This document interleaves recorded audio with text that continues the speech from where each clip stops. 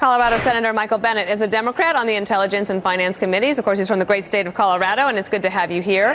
Do you think it's possible that the president decides that he doesn't want to sign it and that there would have to be some sort of interim spending bill? I hope he does decide to sign it. I think that this is a reasonable compromise to get past an issue that has obsessed the Congress for the last 6 weeks or 2 months. That there's a lot of other work that needs to be done here, and if we've got a bipartisan deal, he might as well sign it and just move on. That's what I would say. All right. Well, he has just said that we're going to see what happens. She said she's not happy. Sarah Sanders saying he's not happy. But he also might go ahead and sign it. I wondered if you could help clear up for us, because you're on the Intel Committee, the discussion between Richard Burr and his Democratic counterpart on the Intel Committee about the Mueller investigation. Take a listen. I'm just saying what factually we found to date. We haven't finished with our investigation. And I think just recently, I think there was a story that said the Democrat staff confirmed that that's where we were. We've still got some investigation left, though. So, and then Mark Warner, who's the ranking Democrat on the committee, said, well, not so fast. We might have a different conclusion there. What do you know?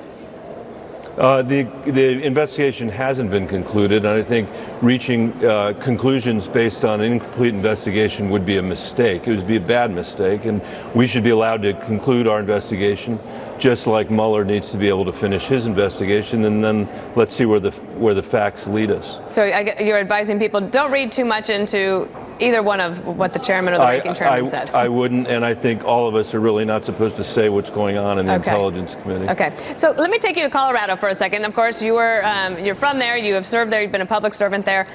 Just last night, Colorado advanced a bill that would join many other states. I think there's 13 other states that would tie Colorado's electoral votes to whatever the national popular vote was in a presidential election. So, for example, if President Trump were to win in Colorado, but the popular vote went to the Democrat, then Colorado would have to send its electoral college votes for the Democrat. Is that something you would support? I have to read it. I haven't had a chance to read it. But let me say this, directionally, I am for getting rid of the Electoral College. I think that we ought to have, I think that we ought to have direct election of our presidents. And I think the Electoral College is antiquated. It belongs to centuries, 2 centuries ago. And it'd be good to fix it. Whether we ever are able to fix it is another question. Obviously, a journey like that takes a really long time. Well, in the meantime, Dana? I was going to say that it would require a constitutional amendment, which is very difficult. And that is difficult, and it takes a long time. In the meantime, we could be working on a lot of other things, like the lack of economic mobility in this country, infrastructure, education, all the things we need to be doing while we are completely obsessed with this wall that the president, finds himself occupied with. I mean, and I would say, going back to that question you asked earlier, that if he tries to do emergencies, sort of emergency attempt to move money around, I think he's going to get a lot of objection, not just from Democrats, but from Republicans as well, who think the Constitution says that it's the legislative branch, it's our prerogative to decide where the money goes. And to say nothing of the fact that he's declared over and over again that he wants to use eminent domain to steal the land that under which he wants to build this wall that now belongs to farmers and ranchers in Texas. I don't understand why any Republicans support that. Well, so we'll see on that. I do think, that while the president helps set the agenda, of course, in Washington, the Democrats are trying as well. And of course, the Green New Deal introduced by Senator Markey, your colleague, and then on the House side as well. There's going to be a vote on that. Mitch McConnell says there will be. Do you support the resolution as it's written? I will. I certainly am looking at the resolution, but we should ask ourselves why Mitch McConnell is putting it on the floor, because he's the most strategic person in Washington. It may sound funny for a Democrat to say that. I don't agree with what he's done on judges. I don't agree with what he's. But you would say that he is strategic. But he's strategic, yes. And what he's trying to do is trap people on either side of that divide. And all I would ask of my party is that we be as strategic as him without being as malevolent as he is. So when you, I know that you are thinking about possibly getting into the race in 2020. What do you think the Democratic Party so far in the list of candidates that's out there, what is it missing? Is it a more moderate voice?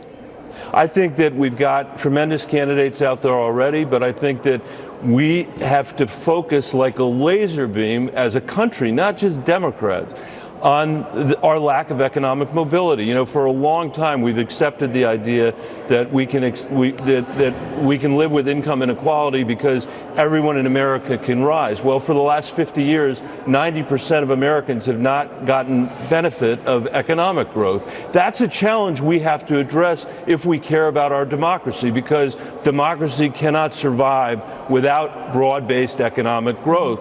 And but how would you we agree get that there, the president is overseeing an economy that is giving some movement to some of that? The wages going up, unemployment's down. Of course, you know, Denver, it's thriving. Denver is thriving.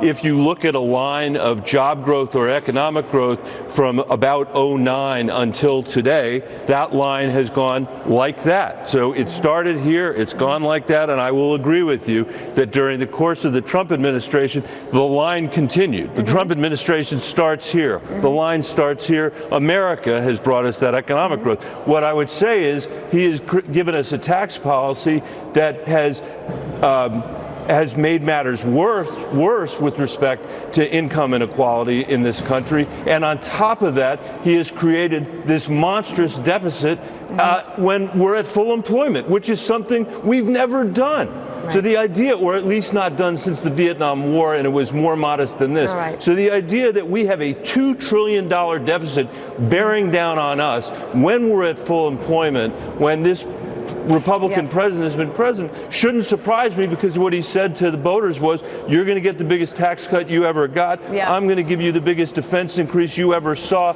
I'm not going to touch Medicare, Medicaid, and Social Security, and I'm going to pay the debt off in 7 years by negotiating. Ridiculous. But would you touch Medicare, Social? Would you touch Medicare, I Social think Security? we have a big problem that we are spending twice as much on our health care as any other industrialized country in the world is spending on health care. All right, Senator That's Michael what we Bennet need to of address. Colorado. Thanks for having me, Dana. We'll talk more. Thank you. We'll be right back. Appreciate it. Bye. A serial killer is painting portraits of his unidentified victims. How you can help the FBI crack these cases. Plus, a heartbreaking story in California leaving local authorities stunned. What happened when a woman